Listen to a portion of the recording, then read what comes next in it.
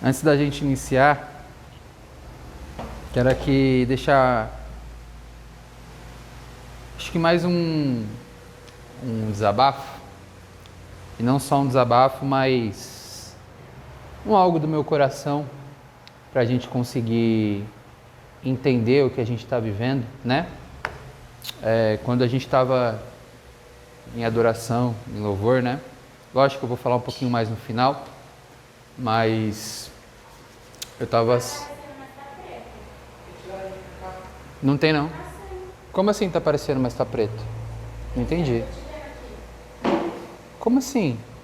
Tá ligado a câmera? Tá aparecendo, mas tá preto. Tá, viu? Tá tranquilo. Tudo preto, estranho, né? Quando a gente estava em adoração, eu tocava no meu coração assim sobre um rio. Não sei porque vinha na minha mente rio. E aí Deus tocava no meu coração que Deus ele está disponibilizando para os menores. Os maiores, daqueles que se acham maiores, né? Ou pensam em ser maiores, ou que são maiores, estão vivendo, né? Estão vivendo um derramar de Deus. Mas aqueles que se humilham, que se acham os menores, Deus tem derramado muito mais, né? A gente estava em adoração, veio isso na minha mente, eu acho que veio na da Karen também, isso, algo do tipo, né? Mas a gente trabalha mais no finalzinho, porque tem a ver com o contexto da palavra. Amém, gente? Então já, sem muita perca de tempo, Gênesis capítulo 4, versículo 16, amém? Sem perca de tempo, Gênesis 4, 16, amém? Antes de mais nada, eu só quero dar uma introduçãozinha do que a gente falou na semana passada. Na semana passada a gente falou um pouquinho sobre os gatilhos e as artimanhas que Satanás ele falou ali que a serpente, né? Falou ali para Eva, né? Quais foram os tópicos, né? Da forma que a serpente convenceu a Eva a comer do fruto, né? A gente falou sobre responsabilidade, né? Quem come do fruto, quem tem a mente de Deus tem as responsabilidades, né? Sobre o conhecimento do bem e do mal, a gente falou sobre isso, né? E eu usei uma fala bem curtinha que eu queria melhorar, eu queria trabalhar um pouco mais na de hoje, né? No sermão de hoje, que foi um exemplo que eu falei. Vocês lembram quando eu falei, pergunte para uma mulher promíscua como é a relação dela com o pai, como é a relação dela com a mãe, com a família. Eu falei um pouquinho disso na semana retrasada. Hoje a gente vai falar um pouquinho melhor sobre isso, mas com um contexto, principalmente sobre a linhagem. A linhagem, hoje a gente vai falar do início da Nova Jerusalém, como ela foi construída ali, né? E do início da Grande Babilônia, e quem foi um dos primeiros reis, dos reis maiores da Grande Babilônia. Mas a gente vai chegar lá, beleza? Gênesis 4, 16... antes disso, lá no Gênesis 4.1, vamos falar rapidinho, esse não é o foco, mas vamos falar um pouquinho sobre Caim e Abel, tá? Então Adão, 4.1, no Gênesis 4.1, vamos ler desde o comecinho, mas o chave para essa introdução que eu quero dar é no 16, tá bom? Gênesis 4, capítulo 1, vai dizer assim: Então Adão teve relações com Eva. Algumas versões vão falar coabitou, enfim, a relação. E ela concebeu e deu à luz a Caim, e declarou: Com a ajuda do Senhor tive um filho homem. Voltou a engravidar, e dessa vez lhe nasceu Abel, irmão de Caim. Abel tornou-se pastor de ovelhas, e Caim cultivava a terra. Vocês lembram como eram as duas finalidades, o porquê Deus criou o homem? Vocês lembram lá que a gente falou na semana passada? Para cultivar e guardar. Cultivar e guardar. A gente falou isso na semana passada. Abel era pastor de ovelhas, ou seja, ele guardava, e Caim, ele era cultivador, ele cultivava a terra. Então os dois estavam cumprindo o desejo de Deus. Passando o tempo, Caim apresentou alguns produtos do solo em oferenda ao Senhor. em oferta, em oferenda ao Senhor. Abel, por sua vez, ofereceu as primícias e a gordura do seu rebanho. Ora, o Senhor aceitou com alegria a Abel e a sua oferta. Todavia, não se agradou de Caim. Repete comigo, não se agradou de Caim e de sua oferenda, e por esse motivo Caim ficou muito irado, e seu semblante assumiu uma expressão maligna. Então o Senhor abordou a Caim: por que está furioso? E por qual motivo teu rosto está transtornado? Se procederes bem, não é certo que serás aceito? Entretanto, se assim não fizeres, sabe que o pecado espreita a tua porta e deseja destruir-te. Cabe a ti vencê-lo. Só vou abrir um parênteses aqui, que não tá no meu tópico. Mas a partir daí, como a gente falou na semana passada, a inclinação do pecado não estava sobre Adão e Eva antes da serpente, antes do fruto, antes de comer do fruto. A partir daí, a inclinação do pecado começou a fazer parte da natureza do ser humano. Sim ou não? Certo? Então, a partir daí, o próprio Deus falou para ele: o pecado já está dentro de você. Então, cabe a você, Caim, dominar. Certo? Porque já está aí dentro. Mas cabe a você dominar. Versículo 6. Então o Senhor abordou Caim. Porque... esse aí eu já li, né? O 8. Contudo, propôs Caim a seu irmão Abel: saiamos, vamos ao campo. E quando estavam no campo, aconteceu que Caim se levantou contra Abel, seu irmão, e o matou. Olha a mente babilônica, como ela é manipuladora. Vamos lá comigo, já tem a manipulação da mente babilônica aqui. Então, eu parei no parte B, né? E quando estavam no campo, aconteceu que Caim se levantou contra Abel, seu irmão, e matou. Versículo 9.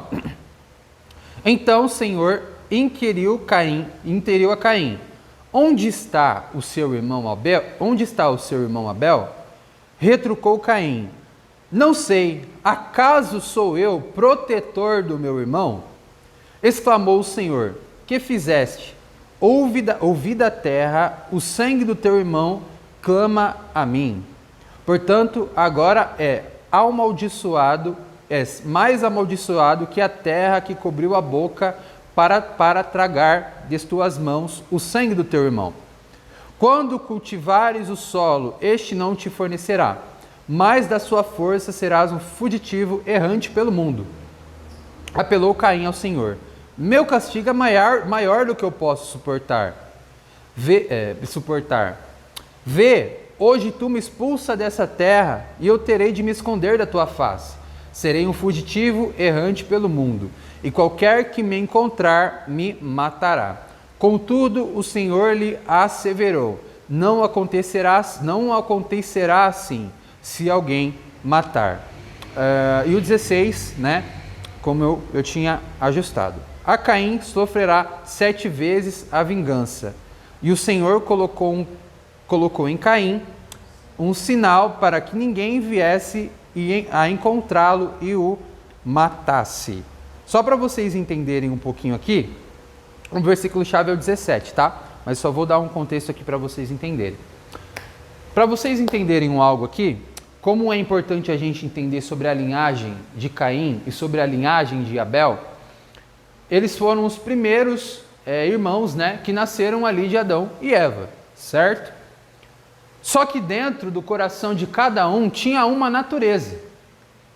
E a Bíblia vai falar, Gênesis, né, como escreveu Moisés, vai falar que existia uma grande inclinação no coração de Caim, que era um coração que Deus ele não aceitava as ofertas de Caim. Por que Deus ele não aceitava as ofertas de Caim? Lembra lá quando a gente falou do contrato e quando a gente falou da aliança? Vocês lembram disso, né? Eu acho que ficou bem claro para vocês. Abel entendia o que era ter uma aliança com Deus, mas Caim não entendia. Então, quando Caim separou uma parte para Deus, Deus ele conhecia o coração de Caim. E ele sabia que o coração de Caim estava inclinado para o mal e ele estava fazendo aquilo por contrato e não por aliança. Então, quando Caim fez isso e Deus não aceitou, ele sentiu ódio do seu irmão. E ao fazer isso, Deus ele fez uma pergunta para Caim: aonde está o seu irmão? Ou seja, aonde está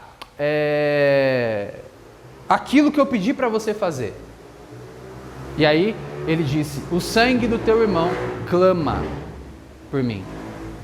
Nós estamos trabalhando aqui, desde o início eu quero deixar bem claro para vocês, que nós estamos trabalhando com um Deus que é justo. Um Deus que é? Justo. Um Deus que é? Justo. De fato, quando nós entendemos que Deus é justo, se a gente for ler o livro de Gênesis, até onde a gente vai, que vai ser quando tem a construção da Torre de Babel, a gente pode resumir toda a história da humanidade somente nesses versículos, do Éden até a Grande Babilônia. Por que eu falo isso? Eu vou explicar mais para frente, mas quando a gente resume isso, a gente consegue entender o quanto Deus é justo. E a gente consegue entender o final da Grande Babilônia. Qual que é o final da Grande Babilônia? O sangue dos santos clamando a Deus. Existe algo que todo cristão que nasce de novo, ele consegue entender o grito daquele que clama por Deus. Vocês lembram lá quando a gente falou, tem um texto que Paulo ele vai falar, não me lembro qual carta que ele vai falar, que a criação aguarda com grande expectativa que os filhos de Deus sejam, isso é o sangue que Deus está ouvindo. Esse é o sangue dos filhos que estão precisando de que a gente seja manifestado. E de fato, quando a gente lê a descendência, quando a gente lê esse versículo, Caim e Abel, a pergunta que Deus fez para Caim é: onde está o seu irmão? E se vocês pegarem lá no finalzinho em Apocalipse, qual vai ser a pergunta que Deus ele vai fazer para cada um de nós quando a gente estiver no tribunal de Cristo? Vai ser: onde está? Quais são as suas obras, né? De fato, mas tem a ver com isso. Onde você está? Você percebe que o livro de Gênesis eu consigo resumir toda a história da humanidade? E se de fato, isso aqui nem estava no meu tópico, mas só para a gente conseguir entender. E de fato, se eu olho para uma situação e eu digo: eu sou eu, Deus, guarda daquela pessoa, eu tenho a cultura da Grande Babilônia dentro de mim. Se de fato nós olharmos muitas situações e entendermos que talvez aquela pessoa está passando uma fome, está passando uma necessidade, está passando uma situação, e aí a gente olha e fala: sou eu guarda daquela pessoa? Sou eu guarda daquele cidadão? Sou eu guarda daquele ou daquela? Aquele que é cristão de fato, que é nascido de novo, nós estamos aqui numa reunião. E quando nós estamos em reunião, isso aqui nem estava, só para a gente conseguir entender, eu sei que eu já preguei sobre isso aqui, mas eu estou pincelando, tá? Para a gente conseguir entender o que está acontecendo aqui. Se de fato nós somos cristãos nascidos de novo, as nossas reuniões têm que ser diferentes. Eu nem tinha preparado isso aqui, mas de fato eu preciso falar isso aqui, porque Deus está tocando no meu coração para falar sobre isso. Como tem sido os nossos congressos? Como tem sido os nossos cultos? Como tem sido as nossas reuniões? As nossas reuniões, nós estamos nos preparando para cuidar daqueles que Deus tem falado para a gente cuidar? Ou a gente tem estocado para a gente tem uma música, né? Aquela menina que apareceu num concurso que ela canta Marajó, sobre a ilha do Marajó. Nossa, fugiu a letra. Pesquisa para mim, Miquel, a letra dessa música. Campanha para nós mesmos, eventos para nós mesmos. Estocamos o maná para nós, tipo assim, né? Uma música mais ou menos assim. E fica a minha crítica. Como tem sido as nossas reuniões? Como tem sido os nossos cultos? Se o nosso culto tem sido para nós, nós estamos sendo idólatras, até mesmo invocando a Deus. E eu vou explicar isso daqui a pouco. Se nós estamos indo para o culto só cantando, enfim, nós temos sido pessoas idólatras. Porque não vai ser isso que Deus vai perguntar para a gente lá nos últimos dias. Vai ser: aonde está o seu irmão? Quais foram as suas obras? Ok? Está claro? Seguindo. Versículo 17, para a gente iniciar. A gente não leu nem o 16. Lemos sim, lemos o 16. Caim sofrerá 7 vezes a vingança que o Senhor colocou em Caim, um sinal para que ninguém viesse encontrá-lo e o matasse. Deus colocou um selo em Caim para que ninguém viesse e o matasse, para ele não ficasse andarilho. Esse é o 16, para mim é o 16. É o 15? Tá, para mim está 16, então está alguma coisa errada. Porque eu coloquei aqui 16 mesmo, então eu acho que o meu está errado. Então, no meu está 17, no de vocês está 16, então. Tá? Tá 17 aqui, ó. Tá estranho, né? 17. 16, então. De vocês é o 16, que é o versículo-chave para a gente iniciar nosso sermão de hoje. Então Caim coabitou com a sua mulher, e ela engravidou e deu à luz Enoque. Depois Caim fundou uma cidade, a qual deu o nome do seu filho Enoque. Vamos dar um pulo lá para Gênesis 4, 23. Beleza? Gênesis 4, 23. Então Lameque, é o 23 mesmo? Deixa eu ver, é isso mesmo. Então Lameque vangloriou-se diante de suas esposas, Ada e Zila. Ouvi-me, vós, mulheres de Lameque, escutai o que passo a declarar-vos. Matei um homem por causa de ferimentos que me causara, e uma criança porque me ofendeu. Ora, se Caim é vingado 7 vezes, Lameque pode ser 70 vezes? 70 vezes? Jesus falou sobre isso, né? Você vê onde tem os contextos aí, tá bom? Vamos lá. A gente falou um pouquinho sobre Caim e Abel, e existe uma linhagem de Caim e existe uma linhagem de Abel. Isso, aí mais para frente vai falar sobre Sete, que foi meio que o substituto de Abel, né? Adão e Eva tiveram um outro filho. Mas agora eu quero focar mais nessa parte da linhagem de Caim. Se vocês lerem o 18, 19, 20 e tal, vocês vão ver que vai falar um pouquinho, tal pessoa coabitou e tal, e foi criando as pessoas, e aí foi acontecendo. Lameque, a gente tem o início de um rei, ou de um cara, que ele tentou, através do poder do braço dele, demonstrar que ele era rei, ou que ele era Deus, de certa forma, para outras pessoas.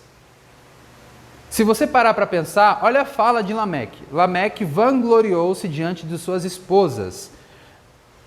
Me ouvem, porque eu matei um homem por causa de ferimentos que me causara, e uma criança porque me ofendeu. Ou seja, me ouça, me obedeça, com base naquilo que eu fiz, ou com base naquilo que eu posso fazer contra você. É uma forma de adquirir poder e liderança com a força do seu braço. E aí, antes da gente seguir, que esse é o meu foco de hoje, depois a gente vai ler o 26, tá?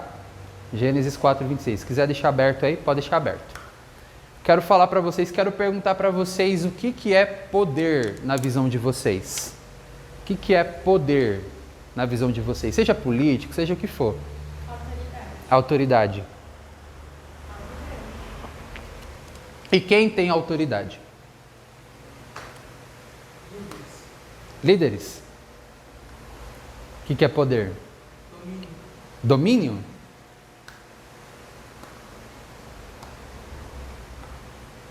E aí, Breno, você está quietinho aí?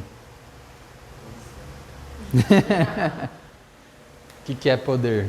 O que é poder, Andy? Liberdade? Poder fazer o que quiser. Quando eu tenho poder, eu sou livre para fazer o que eu Boa, boa, boa. É porque eu te mandei, né, o sermão de hoje. Mas você não leu, né? Você não leu. Você não leu. O que é poder, gente? Força? É, eu lembro quando eu era criança, tinha aquele negócio lá, eu tenho o poder de voar, eu tenho o poder de não sei o quê, né? Sou Homem-Aranha, tenho os poderes, né? Aí você pega o Homem de Ferro sem poder nenhum e é... Na minha época eu era o Ciclope do X-Men. Na minha época eu era o Ciclope. E liderança, gente? O que é liderança? Poder. Poder. Boa. Mentira, como é que fala? É servir, né? Servidão. Servir? Isso na Nova Jerusalém. Responsabilidade? E aí, gente, o que é liderança? Liderança é direção. Direção. Top. Maturidade também, acho que liderança. Maturidade? Sim. Vai, gente, quero ver, vou saber de vocês também. A Índia é o tipo de pessoa que ela vai procurando a perfeição na cabeça dela. Eu preciso da definição perfeita antes de eu falar. Né, Índia? Eu sei pensar. E aí, Bruno, quero ouvir de vocês antes de continuar aqui. 2-0 pra nós. Oi? 2-0 pra nós. 2-0, né? Eu quero ser competitivo. Vou seguir aqui então, tá? Vou falar um pouquinho do que essa filosofia fala sobre poder, que é importante. Vamos para Aristóteles, o que ele vai falar sobre poder, beleza?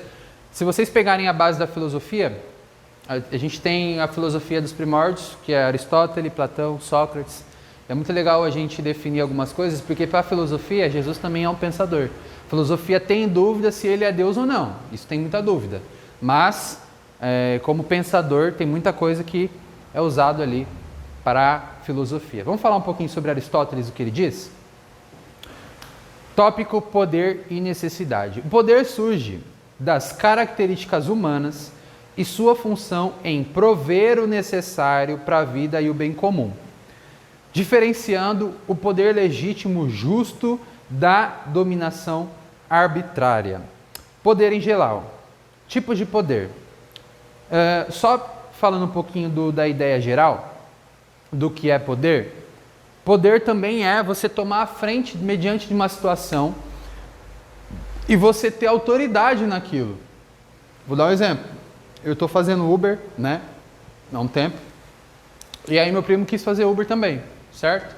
Quem foi a primeira pessoa que ele foi procurar para querer saber sobre Uber? Para querer saber, entender como que funciona e tudo mais. Ele foi me procurar. Ou seja, significa que eu tenho autoridade nesse assunto. E eu consigo passar uma certa liderança para ele para poder falar, ó, tal horário é ruim, tal horário é bom, você pega a viagem assim, assim, assim. Eu pude mostrar para ele uma direção, como o Miquel falou, né? E tem a ver com uma função de uma carência humana, não só minha, mas no geral. Tá certo? Vou dar um outro tipo de exemplo, que talvez entre aqui. Uma pessoa sem os dois braços, que nasceu sem os dois braços, ela consegue plantar? Ela consegue caçar? Ela consegue pescar? Às vezes até consegue, né? Tenta fazer com o pé, tem alguma habilidade lá, né? Certo? Isso significa que eu vou precisar de alguém que faça isso por mim. Esse alguém tem um poder de domínio sobre mim. Porque quando essa pessoa parar de fazer isso, eu vou parar de comer. Sim ou não? Sim. Isso é autoridade. Tá? Poder em geral. Tipos de poder. Inclui o poder coercitivo, na verdade, que significa punição. O legítimo, que é aceitação de recompensa. Os de recompensa, que significa incentivo, e os de referência, que são admiração. O primeiro é o poder de punição. Quem tem autoridade sobre mim pode me punir sobre alguma atitude minha. Quem tem autoridade sobre nós? O Estado, sim ou não? O Estado tem autoridade sobre nós. Nós aqui, ainda que não somos casados, pai e mãe têm autoridade sobre nós, sim ou não? Sim ou não? Quem mais é uma figura de autoridade? Pai, mãe, Estado, professor, uma figura de autoridade. Ah, perdeu a oportunidade, né? Professor é uma figura de autoridade. Tem mais? Chefe é uma figura de autoridade. Pastor, uma figura de autoridade, com certeza uma figura de autoridade. Quem mais? Vocês acham que o marido é uma figura de autoridade sobre a mulher? O marido é uma figura de autoridade sobre a mulher? Sim ou não? Sim? Sim? Sim? Breno? Depende? A gente vai falar sobre isso hoje. Marido é uma figura de autoridade sobre a mulher, a gente vai falar um pouco sobre isso hoje. Não sobre o poder de punição, tá? Mas sobre o poder de incentivação, de aceitação, de admiração, isso sim, tá? Porque eu acho que o marido não tem o direito ao poder de punir a sua esposa, né? Como o Estado tem e tudo mais, né? Mas é sim uma figura de autoridade. Beleza? Apesar que tem mulheres que punem os homens, né? Ah, não lavou a louça, né? Será? É verdade, de fato. Ah, você não vai gastar no meu cartão hoje. Vamos lá? Força. Ferramenta para o poder, que pode ser violenta ou envolve persuasão e manipulação. Envolve persuasão e para impor uma vontade, Em resumo, a filosofia explora o poder, não apenas como dominação política, mas como uma força complexa, difusa e presente em toda a sociedade.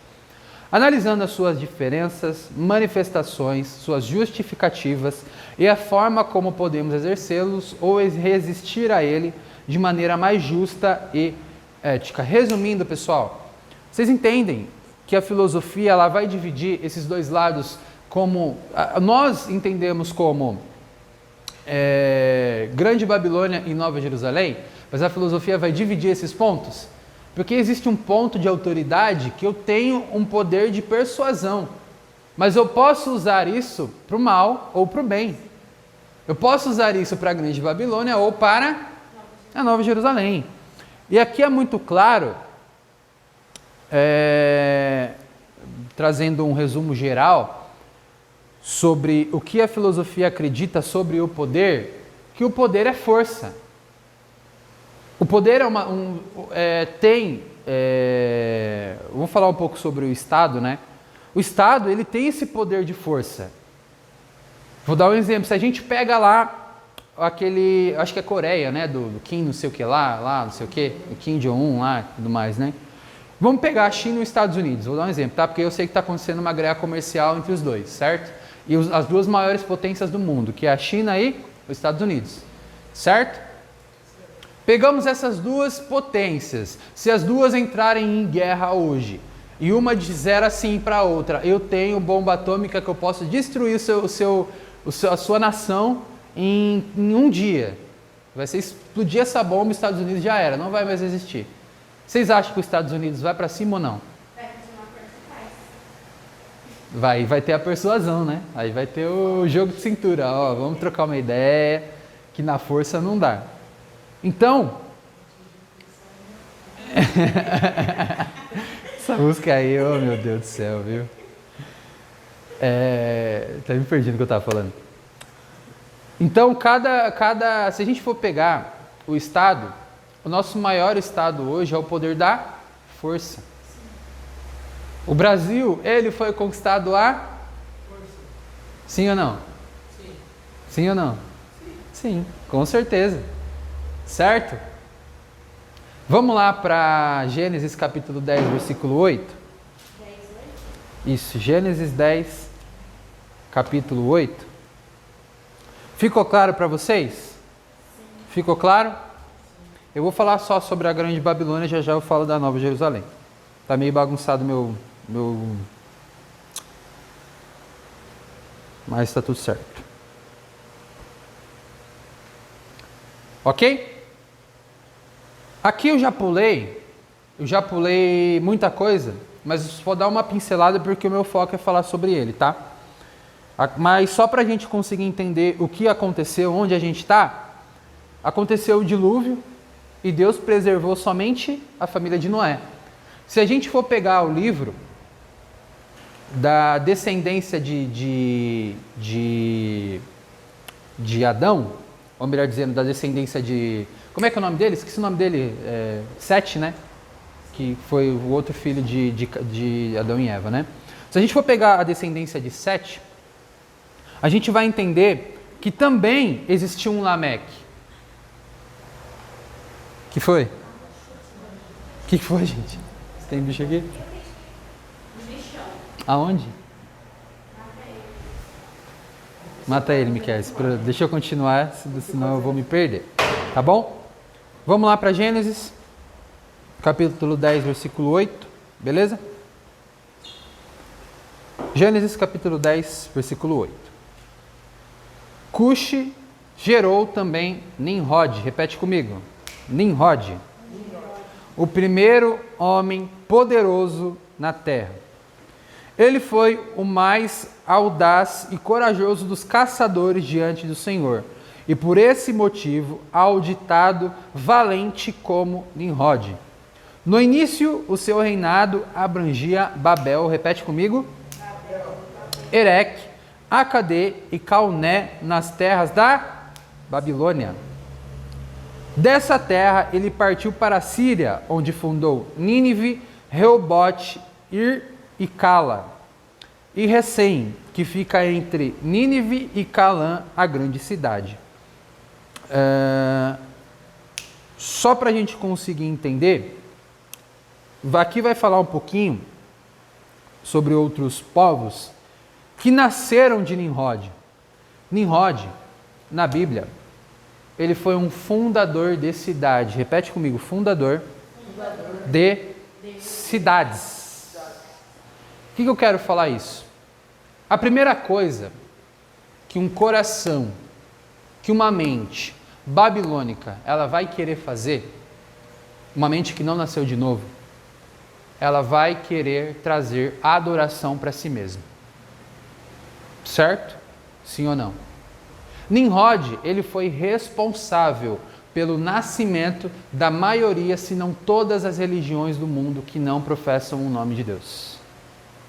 Ele foi o responsável por isso.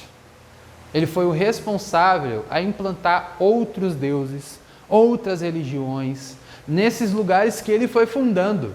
Um deles foi Babel, mas teve Nínive, teve outros nomes que a gente vai ver na Bíblia, que o final deles, né, o final é o pecado contra Deus. Sim ou não? Nimrod, a Bíblia vai dizer que ele foi um poderoso caçador. Ou seja, ele tinha poder, ele tinha força, ele conquistava as coisas Ele foi Nimrod. Segundo a Bíblia, o reinado de Nimrod incluía as seguintes cidades da terra de Sinear. Babel, foi a que eu li, né?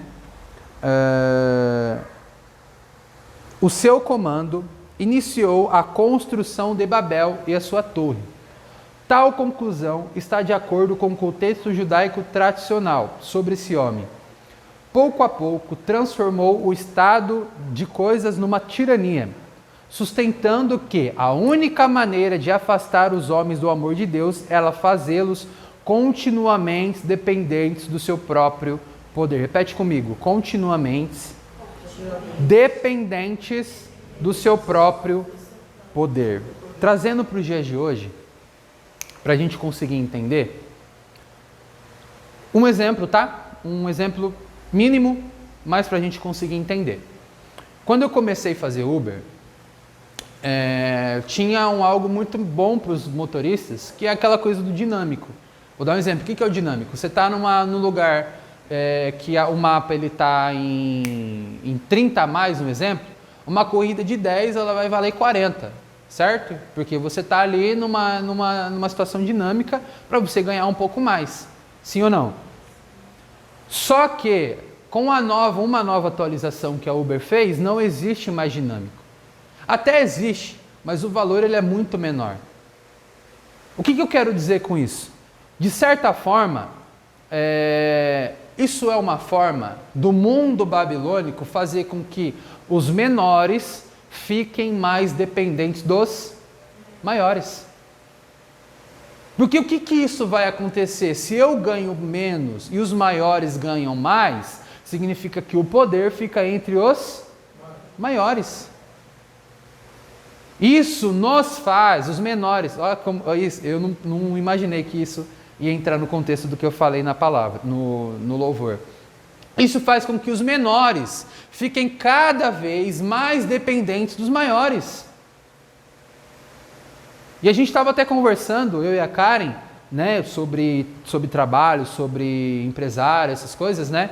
Parece que os empresários do Brasil, o empresário no geral, parece que está fazendo um favor para quem está pagando, para quem está recebendo, sim ou não? E isso é uma cultura, isso é cultural. Tipo assim, eu preciso trabalhar, mas o salário, cara, está sempre encurtando mais, né? Os benefícios estão sendo cada vez mais encurtados. Isso é uma forma da grande Babilônia, do pensamento babilônico, fazer com que eles tenham cada vez mais poder sobre os menores. Cada vez mais controle sobre os menores. Isso faz parte do pensamento da grande Babilônia. Seguindo aqui, ele ameaçou vingar-se de Deus, se este quisesse novamente inundar a terra, porque construiria uma torre mais alta do que poderia ser atingida pela água, e vingaria a destruição dos seus antepassados. O povo estava ansioso de seguir este conselho, achando ser escravidão submeter-se a Deus, de modo que empreendam, construam a torre, e ela subiu rapidamente, além de todas as expectativas. Presta atenção aqui, gente. Se a gente for um pouquinho mais lá na frente, vamos ler agora Gênesis 11:1, que é o meu foco de hoje. Eu fecho 9:20, tá? 9:3 agora. Gênesis 11:1.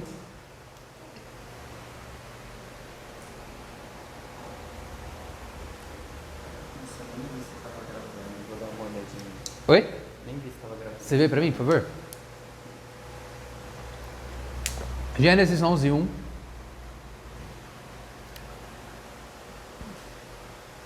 Em todo o mundo, as pessoas serviam de uma mesma língua e de uma única maneira de falar. Quando os seres humanos emigraram para o Oriente, encontraram uma planície em Sinear e ali se estabeleceram.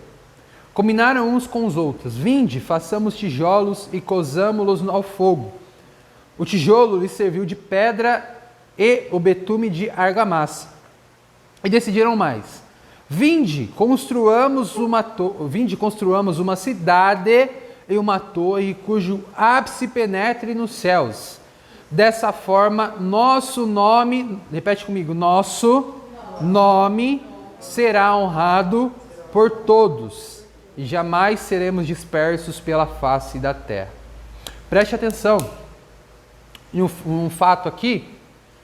O fato principal da Torre de Babel aqui é que todas as pessoas que tiveram ali como que eu posso dizer?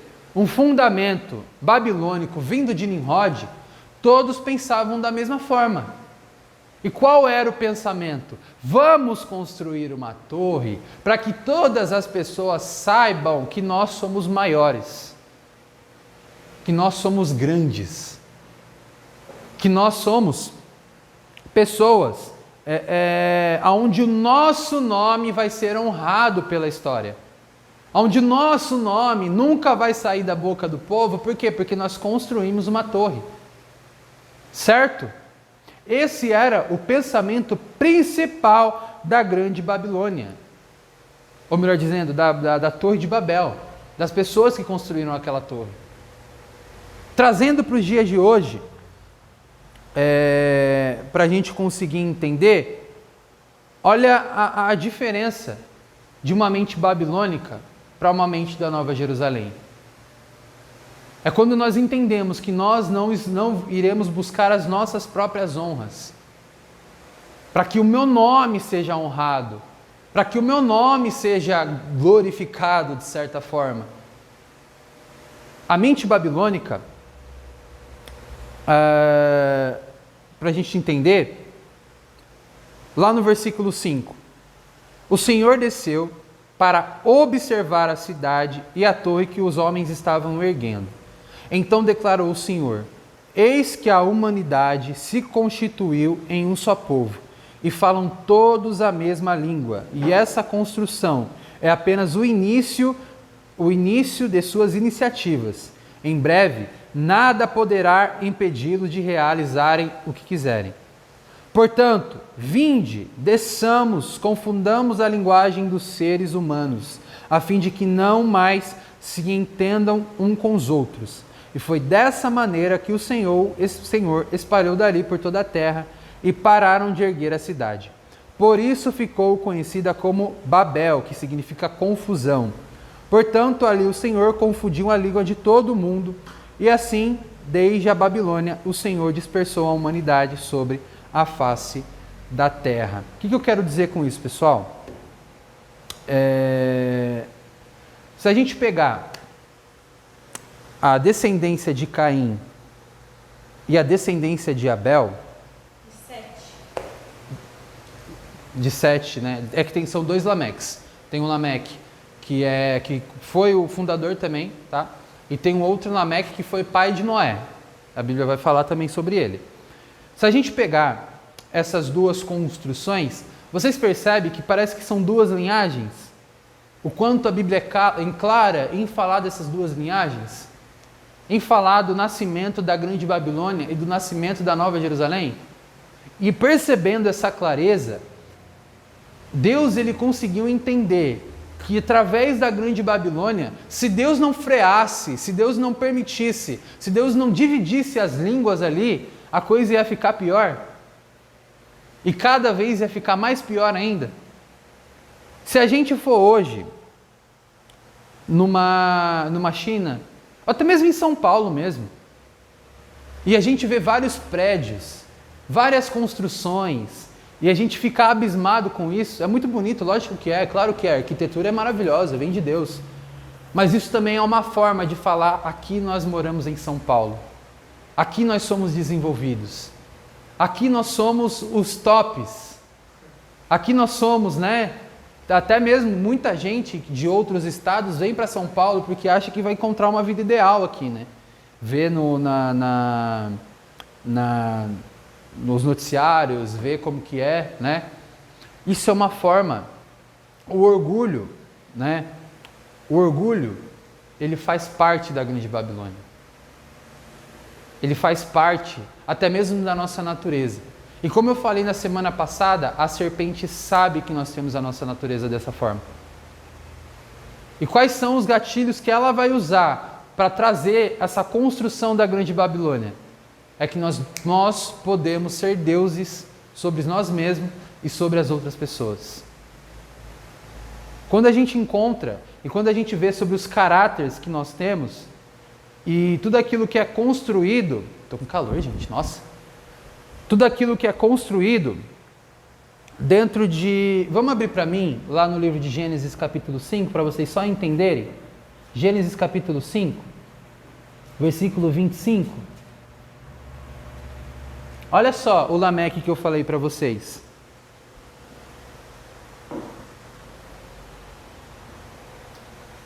Olha só. Isso aqui é profético, tá?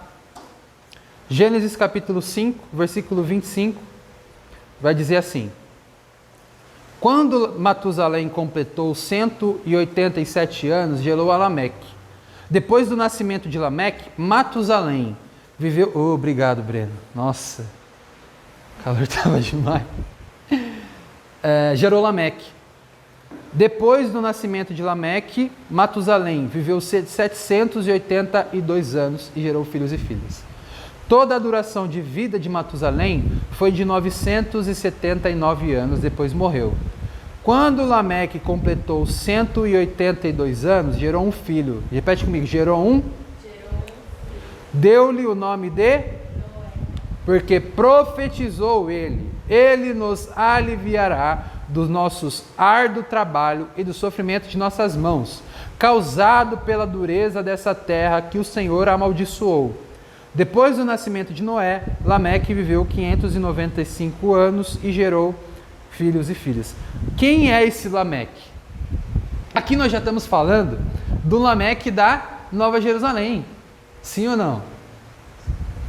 Quando nós falamos de Lameque da Nova Jerusalém, como é que ele sabia que Noé ia ser chamado para criar lá, fazer a arca e fazer o que ele fez? Isso aqui nós estamos falando de uma geração profética. Uma geração que olhou para Noé, o seu filho, e profetizou sobre ele. Isso aqui também a gente pode encontrar um contexto lá em João Batista. João Batista fez a mesma coisa com Jesus. Eu não sou o Cristo. Eu não sou o Salvador. O Salvador é Jesus. Ele apontou o caminho. E nós, na geração que nós estamos hoje, na geração que nós estamos agora, nós somos os responsáveis por apontar o caminho. E aí eu escrevi aqui: para todo fundamento fundado na Grande Babilônia, Deus levanta uma geração profética para a Nova Jerusalém. Eu acho que até o fato dos dois nomes serem iguais, tipo assim, pode parecer, mas não é. Pode parecer. Vocês percebem que é o mesmo nome? Enoque. Se a gente for ver Enoque também foi responsável por edificar uma cidade. Só que a Bíblia vai falar que a geração de Enoque invocou o nome do Senhor. Olha a diferença daquele que vive na geração da Grande Babilônia e daquele que vive na geração da Nova. Para todo fundamento fundado na Grande Babilônia, Deus levanta uma geração da Nova. Lá sabe por que mexeu comigo? Eu saber que... eu esqueci o nome dele, que a gente falou domingo. Eric Erickson era cristão. E aí veio muito isso na minha mente. Lembra lá no curso quando a gente falou do... esqueci o nome dele agora. Nossa, fugiu o nome dele. O pai da psicanálise. Nossa, fugiu. Freud. Freud, se a gente for ver o contexto do fundamento que ele queria trazer, ele quis dizer assim: a minha natureza, o meu id, precisa ter as minhas necessidades supridas, então eu não estou nem aí. Eu vou simplesmente ir e vou fazer. E aí Deus levanta um Eric Erickson para dizer: não é dessa forma que é. Sabe por que eu não sabia que Eric Erickson era cristão? A gente pesquisou no carro, né? E aí eu falei: cara, isso faz muito sentido, porque para mim a ciência também diz que nós precisamos ter os refreios. Precisamos parar, precisamos entender, tipo, não posso deixar as minhas necessidades serem mais fortes. E aí, ao ponto de eu falar, ao ponto da gente ver que ele era cristão. E aí veio essa frase: para todo fundamento da Grande Babilônia, Deus levanta alguém da Nova Jerusalém. Deus levantou alguém para tirar esse fundamento que Freud queria trazer. Vocês entendem a nossa função como Nova Jerusalém? É por isso que eu falo, e aqui eu vou fugir um pouquinho para dar um desabafo bem forte, é por isso que eu falo, nós precisamos de fundamentos.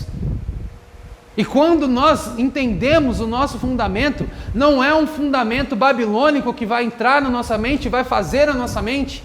Eu sei que é chato, gente, a gente está aqui toda segunda-feira lendo texto por texto, contexto por contexto, e aí foge, fala de psicologia, fala de não sei o quê. Por quê? Porque eu estou dando fundamento. Quando vocês chegarem lá fora e chegar alguém e falar, a sua natureza, você pode fazer o que você quiser com a sua natureza, vocês vão falar, teve um chato lá na segunda-feira que eu quase dormia, mas ele me falou que para uma grande Babilônia, que sempre vai existir uma Nova Jerusalém. Fundamentos. Isso são fundamentos. E eu quero reforçar aqui para vocês entenderem. Abre para mim Gênesis capítulo 12.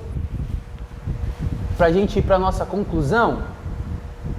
Gênesis capítulo 12, versículo 1. Olha só como em toda grande Babilônia Deus sempre levanta um da Nova Jerusalém. Gênesis 12, 1. Então o Senhor veio a Abraão e lhe ordenou: saia da tua terra, repete comigo, saia da tua terra e da tua parentela e da casa do teu pai e dirige-te à terra que eu te indicarei. Eis que eu farei de ti um grande povo e te abençoarei, engrandecerei teu nome, serás tu uma bênção. Abençoarei os que te amaldiçoarem, amaldiçoarei aqueles que te amaldiçoarem.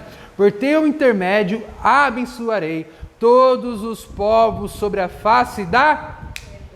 Preste atenção aqui. No meio dessa cidade, Deus olhou para Abrão, na época era Abrão, falou: sai dessa terra e saia dessa, porque de você eu vou fazer uma... O que é nação, gente? Nação é cidade. Nação são famílias. Nação são fundamentos. Nação é uma cultura. E aqui, Deus não estava falando do Estado de Israel. Deus estava falando da Nova Jerusalém. Todos os povos serão abençoados por você, Abraão. E são esses povos que Nimrod tentou reconstruir, que eu vou usar você.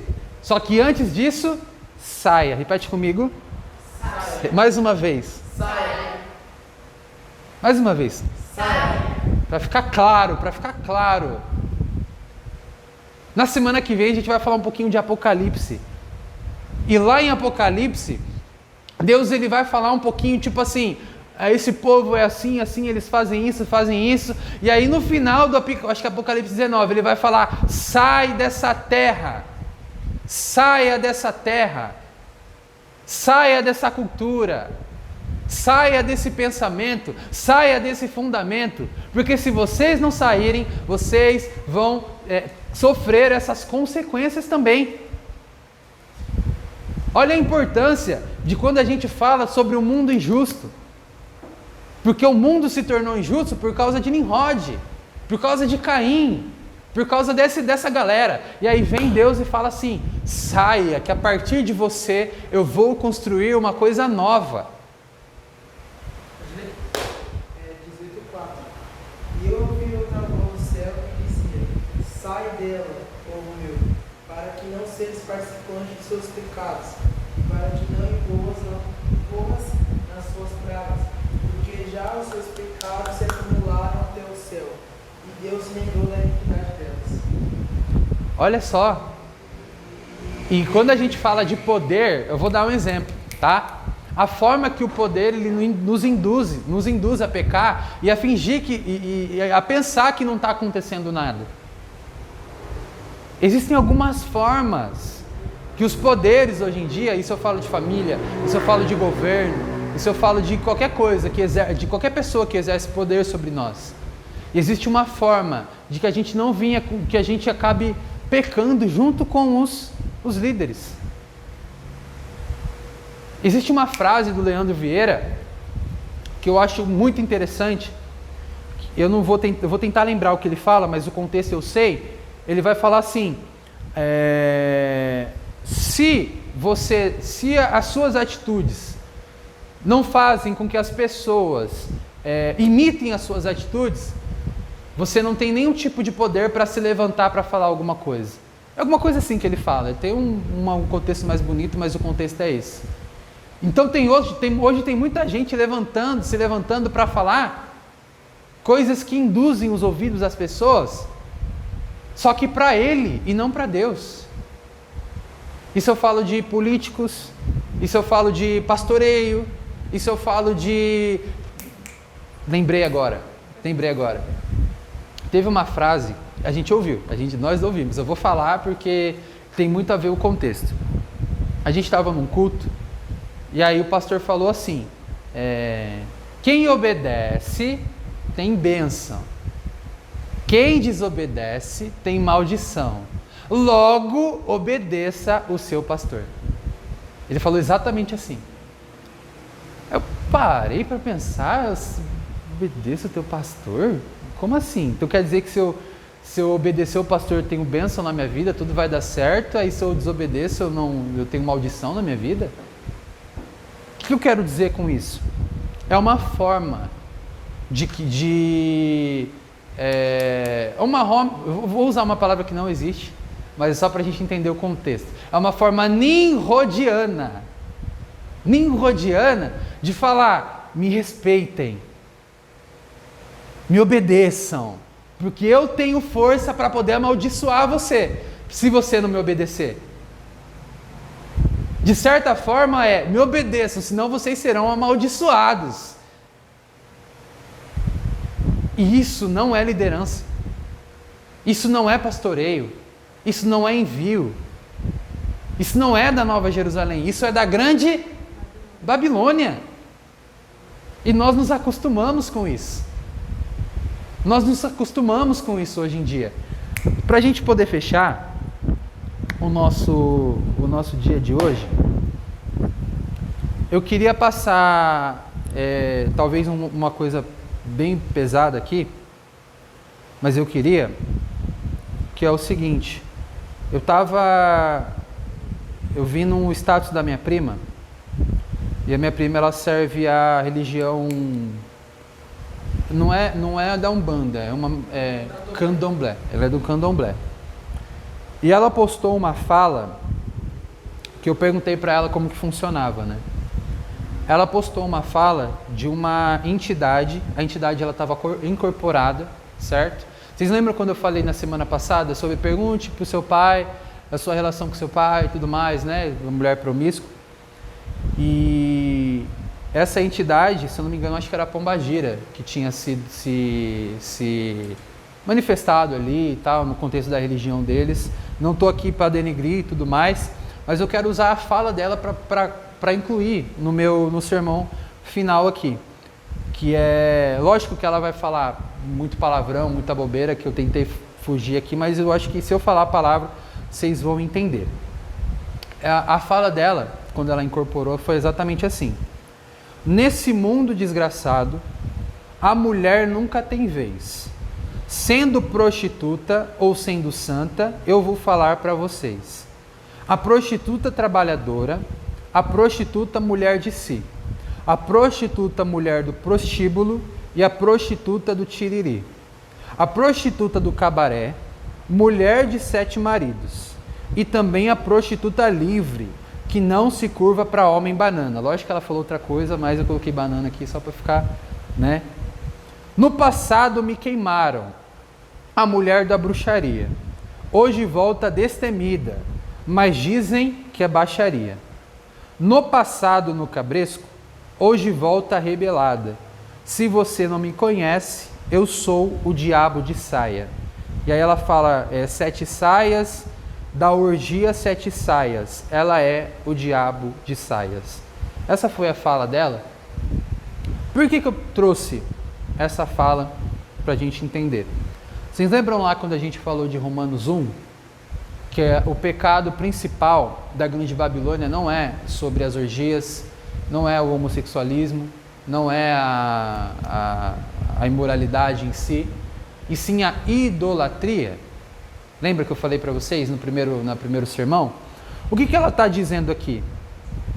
Tem muita coisa para a gente conseguir entender a mente e a forma que a serpente ela tenta induzir a nossa mente para fazer com que o nosso pecado não seja tão errado, com que o nosso erro não seja tão errado. Porque de fato tem coisas que ela falou aqui, cara, que tipo assim, é fato.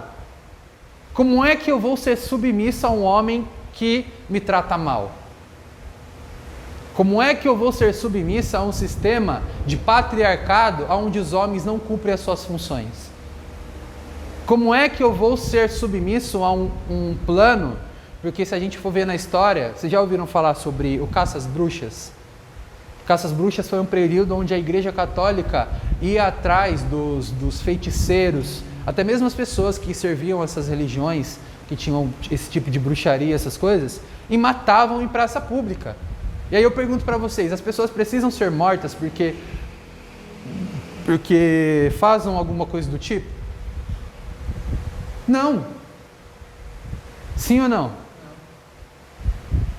E a Igreja Católica, de uma forma pejorativa mesmo, para mostrar poder, igual Nimrod, quis fazer isso. Aquele que tentar fazer algum tipo desse tipo de bruxaria ou algo do tipo, vai morrer. Então, de fato, ela não está tão errada nas coisas que ela está falando aqui. Mas o que eu quero dizer aqui é a indução. Foi a mesma coisa que a serpente fez com a Eva. Eva, se você comer do fruto, você vai conhecer a mente de Deus. Conhecendo a mente de Deus, você vai entender e eu vou conseguir te colocar você contra o projeto de Deus. E qual que é o projeto de Deus? É por isso que eu perguntei para vocês se o marido ele tem autoridade sobre a mulher. O marido tem autoridade sobre a mulher. Por quê? Porque o marido ele é responsável pela mulher. A Bíblia diz que se eu não trato a minha mulher ou eu trato mal ela, as minhas orações não são ouvidas, sim ou não? Olha a responsabilidade. Em nenhum momento a Bíblia vai falar que Deus não ouve as orações. Deus ouve as orações do ladrão, Deus ouve as orações da prostituta, do prostituto. Deus ouve as orações, mas o único momento que Deus não ouve a oração é quando ele trata a mulher mal. Então significa que o homem sim tem autoridade sobre a mulher. Só que quando um homem não cumpre a sua função, logo a mulher se rebela contra o homem. E também se rebela contra o plano de... O que eu quero dizer com isso? Por que eu estou falando essas coisas que parecem ser sem contexto, mas tem muito contexto? Por que eu trouxe essa fala? Porque é o que o mundo está dizendo, são os fundamentos que o mundo tem usado para que a gente fuja do propósito de Deus.